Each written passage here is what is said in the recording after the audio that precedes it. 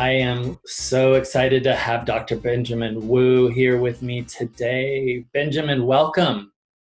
Thanks. I'm really happy to be here. Thank you for the invitation.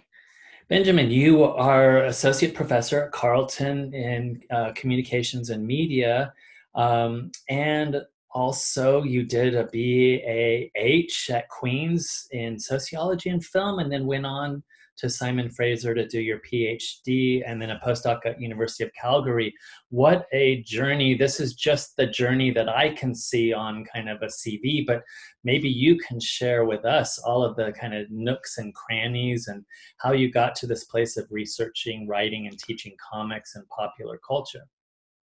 Um, yeah, so yeah, it is a funny kind of journey, kind of crisscrossing back and forth around Canada from east to west and center and whatnot.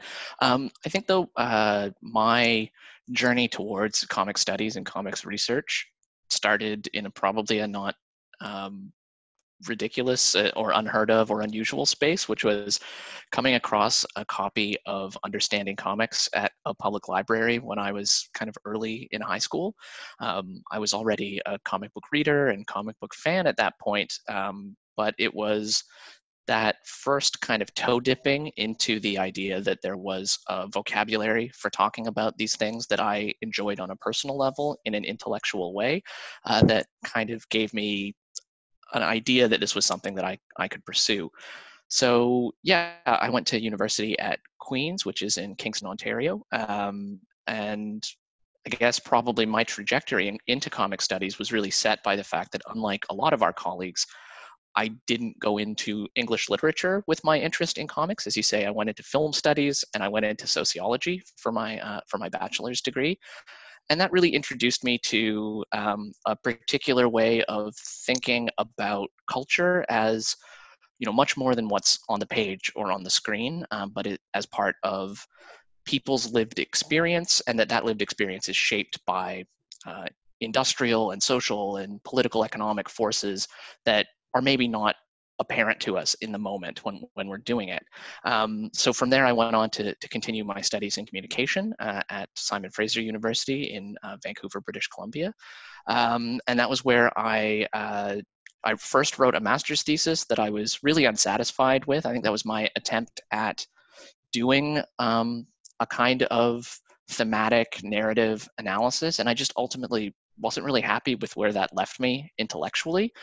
And so when I started my doctoral research, that was when I really decided to try to lean into thinking about the life of comics beyond the page and the role that it plays in its readers' everyday lives. And that's been kind of the journey for me since then, continuing to look for um, the various ways that comics kind of move around through society and culture, and the ways that they're connected to these broader kinds of phenomena and forces at the macro level, but also kind of at the personal level. So yeah, I mean, my research is really kind of based around everything about comics except what's in the comic book. I think I'm somewhat unusual among our colleagues in that, I could theoretically never read another comic book in my life and my research would chug along as it does, because I'm more interested in, I mean, not that I don't like reading comics, but intellectually I'm more interested in what happens before the comic gets into your hands and afterwards. And so as long as I can continue talking to people about their relationship to comics, I mean, that's really the most important thing for me. Benjamin, while I've got you on that topic, is there a sense of a kind of distance that one needs on an epic, on a particular period before you can really begin to grasp how comics have kind of circulated and how they've moved around society and culture? I'm just thinking, like, would we even be able to start to formulate a sense of this, say, from the beginning of our lockdown pandemic, or do we need some distance on this particular period before we could start to approach it? I mean, I think that's a great question. I'm not sure that it's a yes or no answer so much as what would be the different views on that phenomenon that you would get, in the moment as you're collecting things and sort of experiencing them alongside people and capturing what's happening in the moment. But yeah, obviously then you would have a different perspective, 5 or 10 years down the line when you can see how some of these things have played out and what the longer term impacts have been. So, I think that my answer is almost always like, let's see what people are making of things, right? How are they constructing their ideas about what's happening around them? And those ideas, don't wait for historians to come along, even though we will see that, we'll have a different perspective on it once we have the benefit of historical hindsight. Wow, awesome. I love it. So this is a really awesome title. And I just love it. The greatest comic book of all time. And then, of course, that begs me to ask the question, well, what is the greatest comic book of all time? And I know there's a little tongue in cheek to it. But yeah, There's a lot tongue in cheek to it. A lot. How do you answer this? I mean, I guess the whole book, which I co-wrote with Bart Beatty while I was working with him at the University of Calgary, the whole book is an attempt to ask how is this a question that even makes sense, and to try to throw some light onto the kinds of experiences and expectations that we bring to bear on that. I'll note about the title. We originally did want it to have an exclamation mark at the end, the greatest comic book of all time, exclamation mark. But our editors at Palgrave told us that exclamation marks ruin Amazon URLs and screw up the whole catalog. So we couldn't do it. We weren't allowed to. But I mean, the crux of the book is really to look at where value comes from. How do we decide what comics are important, and for whom those questions become meaningful, and who has the power to impose those kinds of definitions, right? I think, most of us would have a personal answer to that question, right? Even, those of us who are, comic scholars, serious students of the comic book form, we probably have our own answer to that question. If not a single greatest comic book of all time, we have a handful of works that really stand out to us. But that might be a different answer than if we put on, say, our teaching hats and we think about, like, well, what are going to be the most important works that I should teach to students in a 12-week survey of comics, right? That's probably going to be a different set of choices than the ones that we would make reflecting our own taste. And if we were to say, what is the single most important work that I could be writing a research essay or a journal article on right now, that again might be yet another answer. So really, what we're trying to do with the book is to expose the underlying logics of valuation that come from different places, and to question how the quote unquote canon of the American comic book could have been written differently, or could be written differently, if we took different premises about where value comes from. So, if we valued artwork more than story, right? If we valued diversity rather than kind of a monumental artistic achievement, if we valued short stories more than longer form works, right? Every one of those things that we made changes about would take us to a different answer. And so the book is kind of a series of exercises to imaginatively and speculatively explore that question, reading it kind of alongside the cultural sociology of Pierre Bourdieu. I love it. So cool. Yeah, absolutely. And of course, puts a lot of pressure on, the Holy Trinity of comics, right? Why is it that we have Mouse, Persepolis, and Fun Home on the Intro to Comic Studies courses always, right? And really asking us to kind of, put pressure on the canon, right? Mm-hmm. And I think recognizing that there are all sorts of ways that we do canonization and canon formation without even thinking that that's what we're doing. I think many scholars in comic studies and lots of popular culture work have long been kind of allergic to the idea of canon, right? Because that's been the mechanism that's frozen out our art form from serious consideration beforehand. And yet, every time we put a syllabus together, we're making canons. And so that's something that we need to really grapple with and engage in a more reflective way. Benjamin, I know you put out this really cool edited volume, Scene Thinking, and there's a concept in there, scenes culture, which I know is sort of taken from musical practice. But I'm wondering more generally, are there ways that, for instance, this concept or other concepts travel from a study of musical practice into a study of comics? Yeah, so the idea of scenes obviously is, as part of our everyday language, is something that we use to describe stuff happening around us all the time, right? The particular music scenes that exist in certain neighborhoods, the food scene in a city, like this is a kind of a vernacular way of trying to categorize and name formations of cultural activity. And as you note, it really kind of came into its own more explicitly theoretically in popular music studies. And I'm thinking here of work by Will Straw at McGill University, a really classic paper from the early 90s, as well as a book by Barry Shank on kind of musical communities and scenes in Austin, Texas. And this kind of launched scene into being a really interesting and important way of talking about how culture gets made within popular music studies. And what I really like about Scene is the way that it combines production, circulation, and reception together in one categorical concept, right? It pulls them together and draws them together into one idea, right? Because a music scene is made up of not just the musicians that play in it, right? But the bars and concert halls and venues where people go, and the kinds of people that hang around in them, and the record shops that are available, and the alt weekly newspapers that list things, right? So it kind of draws all these together and gives us an ability to name them without ever being really doctrinaire about how we draw the borders around a cultural formation like that.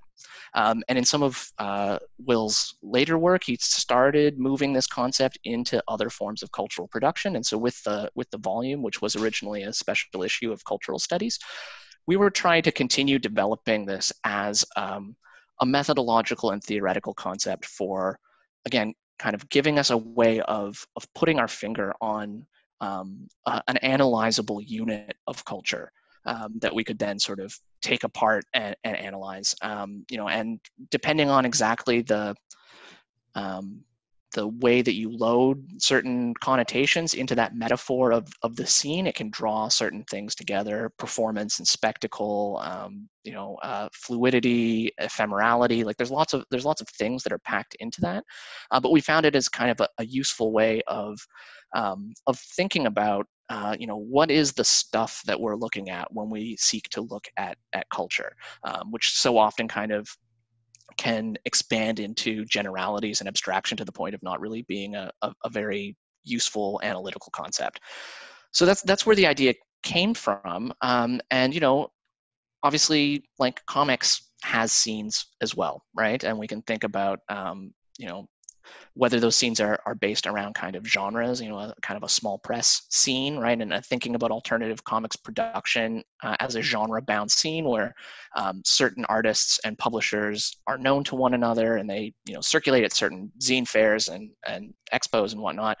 We could think about the comics scenes that exist in a given city. When I was working on this collection, I lived in Vancouver and got to know a lot of the cartoonists that lived there that maybe made radically different kinds of comics from one another, right? People who were writing and drawing things for kind of big two superhero comics versus putting out their own, autobiographical mini comics, but would go to an exhibit and sell at the same shows. They would go to Comic Jam events together. They would go to gallery and openings and book launches, right? So there was a scene that cohered, even though the kinds of comics they made were quite different. And so, I think that there's some echoes here of some of Leah Meismer's work on correspondence zones and the ways that cultural activity can draw actors together in ways that aren't always apparent from the outside or what we might necessarily expect. So, I think that there's a lot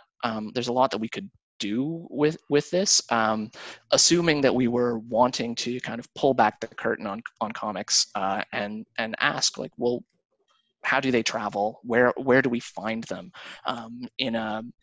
in a city, in an institutional structure? And that's there's a forthcoming collection I've been working on with Jeremy Stoll for a while called The Comics World, that's going to kind of push that forward a little bit in terms of thinking about the scenes of comics, if you want, or comics worlds that are built around the different kinds of publics that comics have at different moments. I can't wait. Can't wait for that, Benjamin. So excited and exciting. Yeah, it reminds me of SoulCon and the way that expo space has grown, but like you were saying, it's very different creators and creations, and yet it's its own thing, right? And Mhm. people look forward to it every year. And yeah, really exciting to read your work in that area with Jeremy. Um, so, can you share some surprises from your excavation of the, say, material history of nerd culture? Okay, yeah. This book that we're talking about here, Getting a Life, which came out in 2018, was an attempt to, as I said, kind of move beyond kind of what's on the page on comics. And I thought I was going to start out writing this as like an audience project on comics, but I had this sort of epiphany when I was in a comic book store one day that, like, well, the audience of comics is not just an audience for comics, right? In the same way that a comic book store is not just a comic book store, it's you know a traditional bookstore, and in many cases a game store and a toy store, and it sells T-shirts and other kinds of merchandise, right? It's all of these things together. And so I kind of pivoted to thinking about nerd culture or geek culture as a way of trying to look at this network of practices and network of spaces in which comics were a pretty important part, but certainly not the only thing. So I spent about 2 years doing field work, going to conventions and hanging out in specialty retailers, and going to community events and fan club meetings and various things, and interviewing people that I met there about the role that these practices played in their lives, and what they thought about what they were doing. Um, I think on the one hand, it is a material look at culture. I think I'm a materialist in that kind of loosely Marxian cultural studies sense. I was interested in the physical places where culture happened, the actual practices that people were doing. But I think that my interest here is maybe more on lived experience rather than history, if I can put it that way. So, it was very much a contemporary study, although, um, history came in more at the level of biography, I suppose, right? Thinking about people's career trajectories through this, series of subcultural spaces that were connected to one another in sometimes unpredictable ways. In terms of surprises, I think the most important thing to me was recognizing how much participation in geek culture is ultimately about community making. We have these, all the stereotypes that about, right? Of sad loners who live in their parents' basement, can't relate to people, and so they relate to these fantasy products.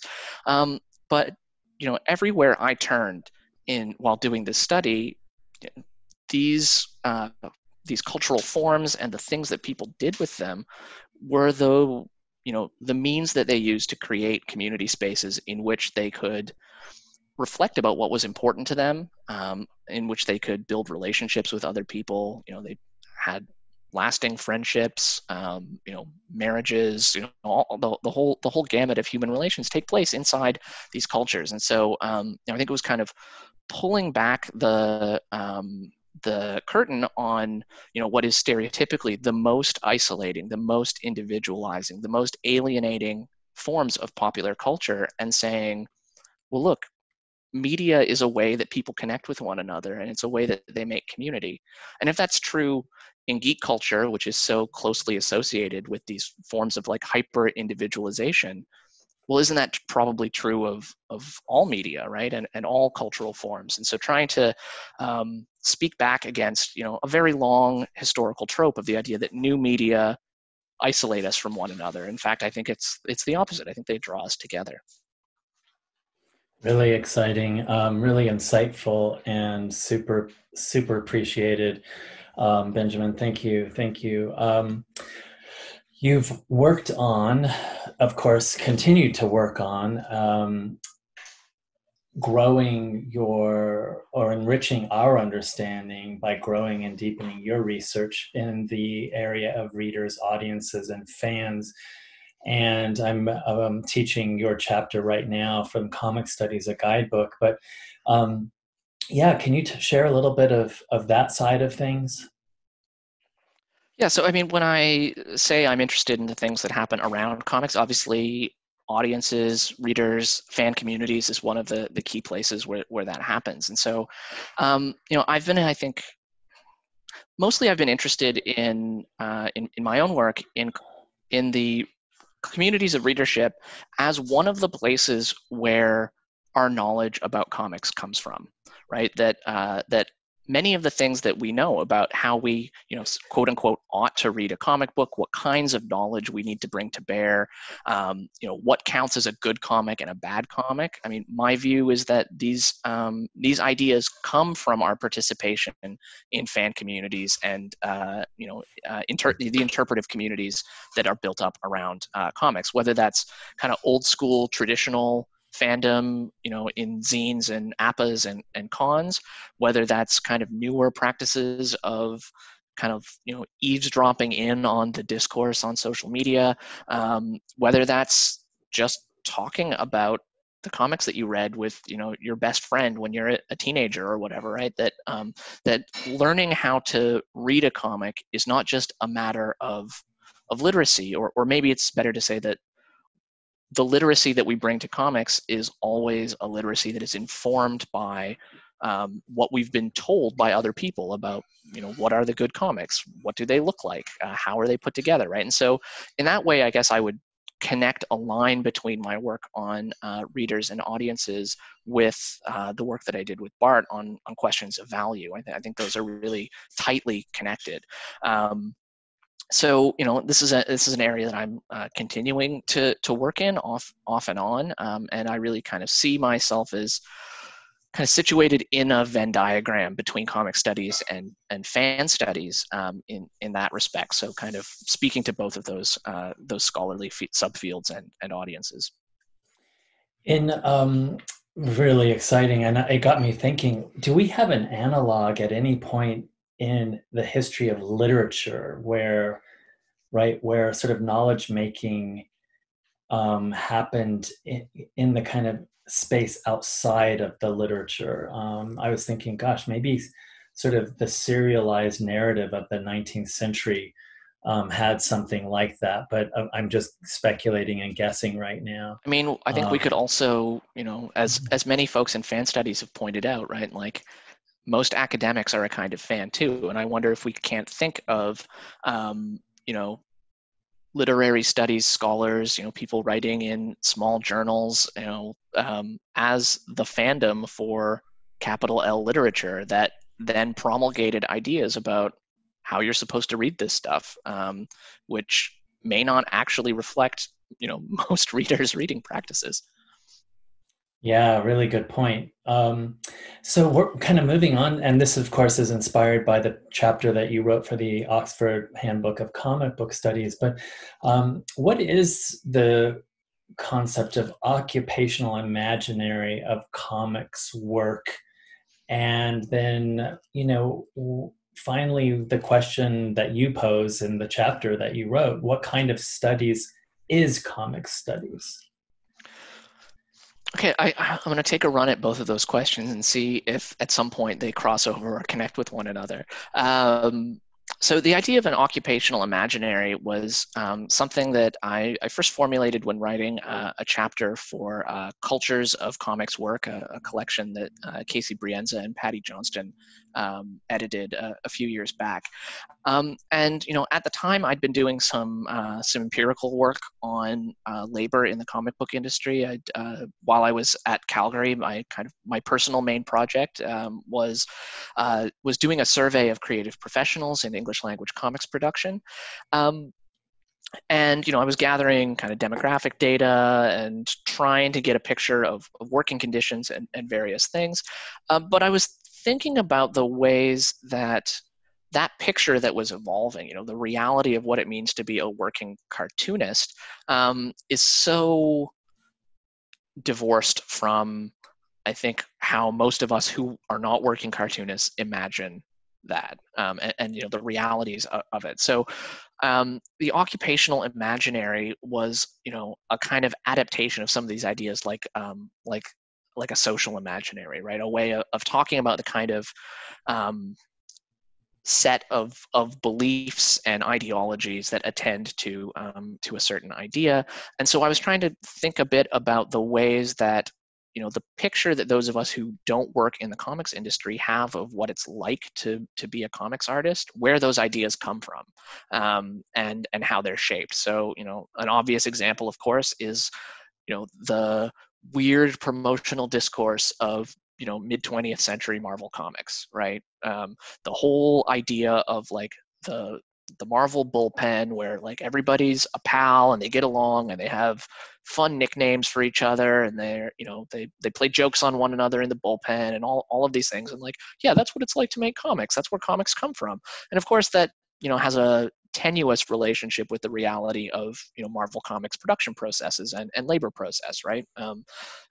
Jack Kirby and Steve Ditko were not hanging around at desks in the Marvel offices, having jokes with Stan Lee. Right? They were working in their own studios, and coming in and bringing their work in, and and we know that they had off and on pretty contentious relationships with Lee, right? So the question of like, well, how is it that we got this different idea of how things work? And I ended up, the kind of key example in that chapter was this strange little documentary that was made about Raid Studios, which is a production space artist collective in Toronto, which kind of really attempted to portray them as these kinds of like rock star artists, and the question of like, what work is it doing to portray this kind of creative labor in that way, and what is hidden away and what can't be talked about within this for example precarity, ownership, right? These questions, these kind of political, economic, and legal questions were really kind of taken off the table and hidden behind the occupational imaginary of comics work, which is so beguiling in that it is both false, but also clearly what draws a lot of young people who are comics fans who then become aspiring comics creators, right? It's these ideas about what it might be like to be a comics creator, which isn't necessarily that tightly related to the reality of things. Now, as to what that has to do with the disciplinary status of comics, I mean, these are somewhat different questions, but I suppose they speak to, I guess, maybe our own occupational imaginary or disciplinary imaginary of what it means to be a comics scholar. And so the chapter that I wrote for your wonderful handbook was kind of trying to grapple with the question of like, what do we think we're doing intellectually as comic scholars? As I said before, I'm kind of the sort of marginal figure in this kind of disciplinary formation because I am in communication studies rather than in a literary studies department, and my training is in communication studies. And so I think from that kind of outside perspective, and communications itself is this sort of interdisciplinary discipline that has a foot in the humanities and a foot in the social sciences. And so from that position, I've always been maybe slightly more attuned to some of the comments that go sort of unremarked upon about what we're doing and who we are as a community of scholars who do study comics. So that chapter is really a question, is questioning, what does it mean for comic studies to be a field or a discipline? How do we go about drawing those borders? Should we necessarily accept the way that we've done it before? And I think, obviously, particularly the question of, are we so sure that comic studies is or has to be or is only a humanities discipline like literary studies? Benjamin, I think you need to somehow get disciplinary imaginary into a title of something you're doing quickly. I love it, and it beautifully articulates the situation that we kind of have created, right, in this body of scholarship. Let me ask you, as we kind of move through, can you tell us a little bit about your teaching of comics and your method? You just kind of maybe beautifully segued us to this question, talking about coming at it from a communications disciplinary sort of perspective. But yeah. Well, I mean, the fact of the matter is that I kind of teach comics off the side of my desk mostly. Maybe it's sort of the reverse of some of the folks that you've spoken with. My research profile and research agenda has been kind of unproblematically focused on comics for my entire career, but I haven't actually had a lot of opportunities to teach it, and partly that's just kind of what students are looking for in a communication and media degree. There isn't a lot of scope in the curriculum for a focused comics class that often, and so where comics comes into my teaching is mostly as an example of other kinds of phenomena, or a field for thinking about things. So I teach a children's media class that I've taught pretty regularly, and so when we want to talk about ideas about media effects, the mid-century comics scare, anti-comics crusade, is a place where we can talk about moral panic and media panic and the ways that new media often provoke these kinds of concerns and anxieties and reactions about their effects on children. And I find it useful to use comics as an example in that case because, as you sort of said earlier, right, you've got that distance, that historical distance. And so, students who are, 21 or 22 years old when they're in that classroom, right, they're willing to give the benefit of the doubt to the idea that media might have these horrific behavioral effects on children when we're talking about the contemporary digital media that still seem relatively new to them. And yet, that the idea that someone should think of the children and someone should please do something seems laughable to them when we talk about comics. And so bringing in that historical example helps sort of give them a different perspective on the underlying dynamic that we're interested in that class. But I actually have been kind of rolling out my first kind of mostly comics focused class this term, which is an unusual term to be doing it in, obviously. But in that case, I've kind of built it into the course is called Comic Books and Transmedia Entertainment, and so I'm trying to, I guess, maybe signal again my interest in looking at the ways that comics can be a lens for looking at how media industries and media audiences get linked together and articulated together in particular ways. And so thinking about comics as a media industry that has always been transmedial, that has always been, licensing intellectual property into other forms and then absorbing the changes from those adaptations back into the quote unquote source material, has been a really kind of interesting way of getting into some of these questions, and obviously a great lens on what is arguably the media juggernaut of our time, which is the Marvel Cinematic Universe. And so kind of leveraging the interest in that set of films into a kind of attempt to contextualize that in the ways that comic book companies and the companies that own those companies have attempted to coordinate production and consumption together over time. Do you, in that course, do you look at sort of earlier eras, like I don't know, radio and comics, or, yeah.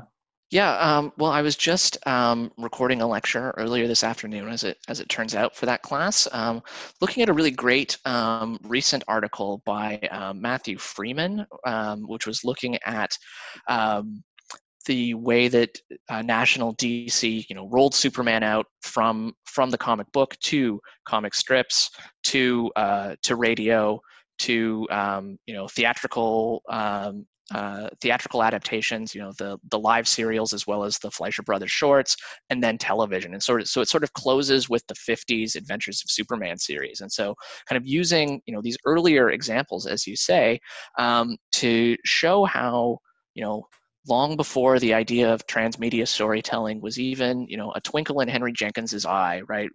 Comics were doing that, right? And that the licensing arrangements that that Ian Gordon's written about in his book on Superman, that Shauna Kidman's written about in her recent kind of industrial history of comics, right? Like, comics have been kind of at the forefront of building these synergistic relationships that I think a lot of media scholars have kind of too quickly associated with kind of post-80s neoliberal deregulation of media industries and the kind of creation of these like large, the massive, ownership conglomerates. Well, actually, those relationships have been part of how popular entertainment anyway has, gotten things done and paid the bills and made profits for, as long as certainly we've had, comic books. Wow, thank you for that. And I know that you are also very invested and interested in, could we call it an empirical study of comics? Sure, that sounds fair. And director of the Comic Cons Research Project, and then the Big Data Comics Project as well. Maybe tell us why this is important. I mean, I think, like a lot of people that go into grad school, I was pulled in by the siren song of theory as well. I don't, I like theory. I like theorizing. That's great. But I also think that theory is best when it has something to theorize about, right? When theory becomes a closed discourse, right? When it becomes a kind of poetry that's about how you just turn theoretical concepts around, I think it no longer becomes that useful. And so, when I think about how do we advance knowledge about comics, how do we learn lessons from comics that can teach us about other things that are important in our society and our culture, theory is a big part of it, but it doesn't get you very far if you don't have empirical materials to build theories from and test theories against. So, I'm definitely, waving a flag for empirics here in comic studies. Now, what does it mean to study comics empirically? Now, that can mean a lot of different things. I think that we have colleagues in our field that for whom that's experiments with eye tracking and kind of psychological experiments and surveys and things like that. Maybe that's a form of empirics that will excite some people. For me, it's a lot of interviews and social surveys or direct observation. But it can also be, just collecting larger and more representative data sets, whether that's about comics production, circulation, reception, about the comics themselves. So, the sort of quote unquote big data project that you're referring to is, the What Were Comics project that I've been working on alongside Bart Beatty, who's the PI on that project for some time. And, for that project, our idea of empirics is simply to build a corpus of American comics that doesn't assume that corpus should reflect the best comics that there are, right? So coming out of that work in the greatest comic book of all time, instead we said, let's do a random stratified sampling. Let's capture 2% of the comic books published in America every year through the history of the American comic book industry and see what we find. And our presumption with that has been that everything we know about the history of comics is probably wrong. But we're going to find out what actually happened by looking at this, right? That fans curating, historians curating, the idea of like what are the comics we're talking about when we talk about comics means that our emphasis has been skewed in different ways, and that we want to see if looking at just kind of what was going on might change how we think about even those comics that we think are good, right? Because you can't understand an exceptional comic unless you know how it's different from an average one. And so that's kind of what we're doing with that. The Comic-Con's research has been also about, again, trying to pursue comics in all the places where we might find them. And so looking at the kind of burgeoning Comic-Con sector in North America as, a really key space where the work of articulating producers, creators, and audiences together happens, but one that we actually don't really know a lot about. I mean, like, most of the people watching this video, right? They know what it's like to be at a con, right? They've been to cons, right? Most of us, you've run a con, so you know something about that. But we don't know a lot about how the sector as a whole fits together, in part because there are so many very small conventions, right? Local and regional conventions. Most conventions are quite small, and yet the journalistic and the scholarly literature on Comic Cons is really focused on a handful of very large conventions, most notably San Diego, which are very different from the bulk of the events that are held. And so the project is really trying to take a couple of different runs at helping us get a better sense of what's happening in these many small conventions and how they are doing the work of connecting people with the media that they want. So important, so important, and thank you for your research on that area. The Canadian Society for the Study of Comics, as comic knowledge making in other spaces. Why? I know you've been very involved in the CSSC. Why is this important as a space for knowledge making? Well, I think that the Canadian Society for the Study of Comics, like a number of the other scholarly associations that have developed, ICAF, the CSS, the German Association for Comics Research, which just held their annual conference a few weeks ago. I think all of them really play a key role because of the fact that with very few exceptions, we still don't have departments of comic studies, right? So if you are a student, a scholar who's coming up in the field, odds are, you're very lucky if you're studying in a department that has one or two experts in comics, right? Most likely, you're studying alongside people who are, maybe game to help you find, develop your research interests and projects, but aren't themselves experts, right? And so I think that field professional associations like the CSSC, like the CSS, like ICAF, are so important for bringing younger scholars, emerging scholars together to share knowledge about not just about their research in the comics, but how to do that research and how to try to make a profession, a professional life in the field, at a time when, as we all know, it's pretty tough out there. So I think that the CSSC, other professional scholarly associations really do play an important role in helping us build comic studies into a field that can stand on its own 2 feet in the in the academy.